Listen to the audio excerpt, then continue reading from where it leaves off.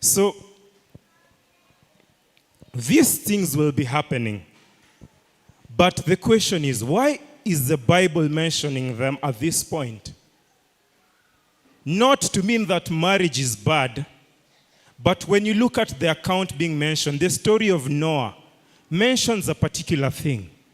They did it in a wrong way, in a wrong fashion. Going to the next slide, notice in Genesis 19, Genesis chapter 6, it mentions how they carried out marriage. The Bible says the sons of God saw that the daughters of men were fair, and they took wives of all which they chose. They took wives which they...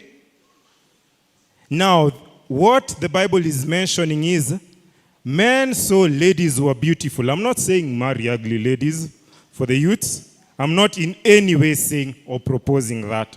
But he's saying they saw that the ladies were pretty and went ahead to marry them without the approval of God.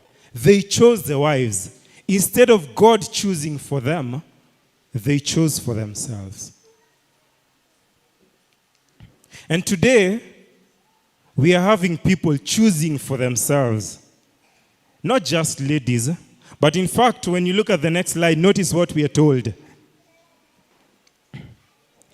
In the next slide, we are told an Australian man marries a pet dog. And this happened in December 2010.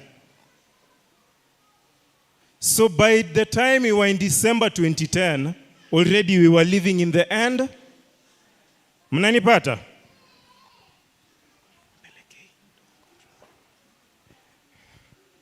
Now, notice again. The next slide, please. This is now in June 2016. What happened in June 2016? A man marries his... A man marries his smartphone. You're shocked. A man marries his smartphone.